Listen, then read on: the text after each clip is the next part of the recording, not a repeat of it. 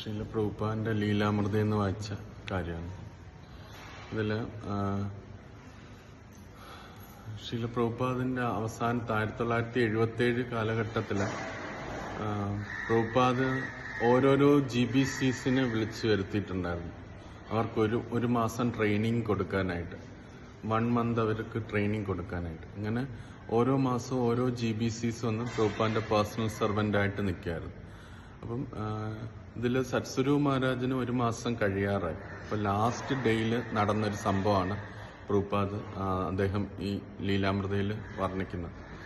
ആ സമയത്ത് 1977 ഈ അമേരിക്കയിൽ ഇത് ബ്രെയിൻ വാഷ് സൊസൈറ്റി ആണ് എന്ന് പറഞ്ഞുകൊണ്ട് ഭയങ്കര കേസുകളും ഒക്കെ നടക്കുന്നൊരു സമയമാണ്. ആ സമയത്ത്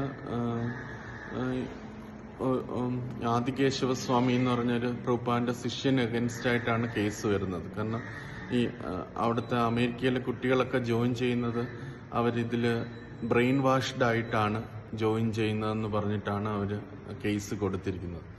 അപ്പം അദ്ദേഹത്തിന് നല്ല പ്രോപ്പറായിട്ടുള്ള ഇൻസ്ട്രക്ഷനൊക്കെ ശ്രീല പ്രഭുപാദ് ആ സന്ദർഭത്തിൽ കൊടുത്തിട്ടുണ്ടായിരുന്നു. ആ സമയത്ത് ആദികേശവസ്വാമി ഞാൻ നോർമൽ വ്യക്തിയാണെന്ന് കാണിക്കാൻ വേണ്ടി അദ്ദേഹം മുടിയൊക്കെ നീട്ടി വളർത്തി കോട്ടും സൂട്ടും ഒക്കെ ഇട്ട് ഇങ്ങനെയായിരുന്നു പോയിരുന്നു. അപ്പം പക്ഷെ പ്രഭുപാദിനെ കാണാനായിട്ട് വന്നപ്പോൾ ആദികേശവസ്വാമി എല്ലാം ക്ലീൻ ആയിട്ട് വന്നു. എന്നിട്ട് പ്രഭുപാദ് അദ്ദേഹത്തിനെ പേഴ്സണലി വിളിച്ചിട്ട് ചോദിച്ചു, നീ മുടിയും ഇതെല്ലാം നീട്ടി വളർത്തുന്നതായിട്ട് ഞാൻ കേട്ടു, അവർ പറയുന്ന കേട്ടു എന്ന്. പിന്നെ ആദികേശവസ്വാമി പറഞ്ഞു, ഞാൻ അങ്ങനെ ചെയ്തിരുന്നു പ്രഭുപാദ്, പക്ഷെ ഇനിയും ഞാൻ അങ്ങനെ ചെയ്യുന്നില്ല എന്ന് പറഞ്ഞു. അപ്പം പ്രഭുപാദ് 2 ഇൻസ്ട്രക്ഷനാണ് കൊടുത്തത്. നമ്മൾ നമ്മുടെ നോർമലായിട്ട് നിന്നിട്ട് പ്രീച്ച് ചെയ്താൽ മതി, വേറെ എക്സ്റ്റേണൽ ഒന്നും വേണ്ട, നോർമലായിട്ട് പ്രീച്ച് ചെയ്താൽ മതി, ഭഗവാൻ നമ്മളെ സഹായിക്കും എന്ന് പറഞ്ഞു.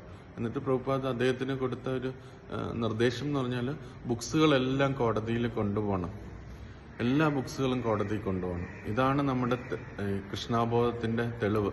അപ്പോൾ ഈ ബുക്സുകൾ നമ്മൾ വെറുതെ ലോജിക്ക് ഉപയോഗിച്ച് പറയേണ്ട, ബുക്സ് വെച്ചിട്ട് വേണം നമ്മൾ സംസാരിക്കാൻ എന്ന് പറഞ്ഞ് അങ്ങനെ നിർദ്ദേശം കൊടുത്തു. അപ്പോൾ അത് കഴിഞ്ഞിട്ട് ഈ സത്സ്വരൂപ് മഹാരാജിന് 1 മാസം കഴിഞ്ഞു, അദ്ദേഹത്തിന്റെ GBC കാലയളവ് 1 മാസം കഴിഞ്ഞു.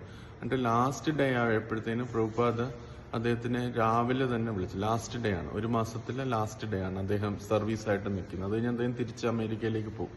അപ്പോൾ ലാസ്റ്റ് ഡേ രാവിലെ തന്നെ പ്രഭുപാദ് വിളിച്ചു. എപ്പോഴും നമുക്കറിയാം പ്രഭുപാദ് രാത്രിയാണ് പർപ്പോട്ട് ഡിക്റ്റേറ്റ് ചെയ്യുന്നത്. അദ്ദേഹം 10 മണിക്ക് കിടന്ന് 12 മണിക്ക് എഴുന്നേറ്റ് പിന്നെ 1 മണിക്കൂർ ജപിച്ച് അതിന് ശേഷമാണ് പ്രഭുപാദ് രാവിലെ വരെ മോർണിംഗ് വാക്ക് വരെ അദ്ദേഹം ഡിക്റ്റേറ്റ് ചെയ്യുന്നു. അപ്പം അപ്പോൾ രാവിലെ തന്നെ സത്സ്വരൂപ് മഹാരാജനെ പ്രഭുപാദ് വിളിപ്പിച്ചിട്ട് പറഞ്ഞു, എനിക്ക് ഇന്ന് രാവിലത്തെ ബ്രേക്ക്ഫാസ്റ്റിന് കുറച്ച് ഫ്രൂട്ട്സ് വേണം, കുക്കുംബർ വെള്ളരിക്ക വേണം, പിന്നെ മൂങ് ദാൽ സോക്ക് ചെയ്ത് അത് വേണം എന്ന് പ്രഭുപാദ് പറഞ്ഞു. എന്നിട്ട് പ്രഭുപാദ് അദ്ദേഹത്തിനെ അവിടെ നിർത്തിയിട്ട് പറഞ്ഞു, നമ്മൾ യഥാർത്ഥത്തിൽ ഈ ഇന്നലെ പ്രഭുപാദ് ഡിക്റ്റേറ്റ് ചെയ്ത കാര്യങ്ങൾ പ്രഭുപാദ് അത് റിവൈൻഡ് ചെയ്യിപ്പിച്ചു. അപ്പം അതിൽ പ്രഭുപാദ് ലാസ്റ്റ് ടൈം ആയപ്പോഴത്തേന് 10ാം സ്കന്ധത്തിൽ കടന്നിരുന്നു. 10ാം സ്കന്ധത്തിൽ വസുദേവര് കൃഷ്ണന് ഉപദേശം കൊടുക്കുന്നുണ്ട്. അച്ഛനായ വസുദേവര് കൊച്ചു കൃഷ്ണന് ആത്മാവിനെ കുറിച്ച് പറഞ്ഞു കൊടുക്കുന്ന ഒരിതുണ്ട്. അപ്പോൾ അതിൽ വസുദേവരിങ്ങനെ പറയുകയാണ്, എന്നിട്ട് നമ്മൾ ഒരു ശരീരത്തിൽ നിന്ന് മറ്റൊരു ശരീരത്തേക്ക് മാറിപ്പോവുകയാണ് എന്ന് പറഞ്ഞു. എന്നിട്ട് ആ ഡിക്റ്റേറ്റിംഗ് മെഷീനിൽ പ്രഭുപാദ് ഇങ്ങനെ 2 വിരൽ ഇങ്ങനെ വെച്ചിട്ട് ഇങ്ങനെ നടക്കുന്ന ഇത് കാണിച്ചു കൊടുത്തു. ഇങ്ങനെ പറഞ്ഞു, അപ്പോൾ ഒരു കാല് വെച്ചിട്ട് അടുത്ത കാല് വെക്കുന്ന പോലെ ഒരു ശരീരത്തിൽ നിന്ന് ദേഹി അടുത്ത ശരീരത്തിലേക്ക് മാറി പോയിക്കൊണ്ടിരിക്കുകയാണ് എന്നുള്ള കാര്യം ഇങ്ങനെ പ്രഭുപാദ് കാണിച്ചു കൊടുത്തു. എന്നിട്ട് പ്രഭുപാദ് ഒരു ഇമ്പോർട്ടൻ്റ് ആയിട്ടുള്ള കാര്യം പറഞ്ഞു, യഥാർത്ഥത്തിൽ ഈ കൃഷ്ണാബോധ പ്രസ്ഥാനത്തെ വിമർശിക്കുന്നവർ തീർച്ചയായിട്ടും അവർക്ക് ബ്രെയിൻ ഇല്ല, തലച്ചോറില്ല. കാരണം യഥാർത്ഥത്തിൽ നമ്മൾ വേറൊന്നും അല്ല ചെയ്യുന്നത്, ദൈവ അവബോധമില്ല, ഈശ്വരാവബോധം ഇല്ലെങ്കിൽ ഈ കാണുന്ന ഈ ജനങ്ങളെല്ലാം വീണ്ടും ജന്മമരണ ചക്രത്തിൽ പോകും, അതിൽ ഫോഴ്സ്ഡായി പോകും. നമ്മൾ അവർക്ക് എങ്ങനെ മനുഷ്യജന്മം ശരിയായിട്ട് ഉപയോഗിക്കണം എന്നുള്ള നിർദ്ദേശമാണ് കൊടുക്കുന്നത്.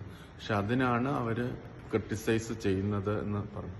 ഇത് എന്നിട്ട് സത്സരി മഹാരാജ് പറഞ്ഞു ഈ കേസും ഇതെല്ലാം കുറച്ച് നാൾ കഴിയുമ്പോൾ എല്ലാവരും മറന്നു പോകും. പക്ഷേ പ്രഭുപാദ ആ കേസിൽ എങ്ങനെയാണ് കൈകാര്യം ചെയ്യേണ്ടത്, ആ അങ്ങനത്തെ സിറ്റുവേഷൻ എങ്ങനെ ചെയ്യണം എന്നുള്ളത് പ്രഭുപാദിന്റെ ഭാഗവതം പർപ്പോട്ടിൽ അദ്ദേഹം അത് റെക്കോർഡ് ചെയ്ത് വെച്ചു. ഇനിയുള്ള എല്ലാവർക്കും അത് മനസ്സിലാക്കാൻ വേണ്ടിയെന്ന് പറഞ്ഞു.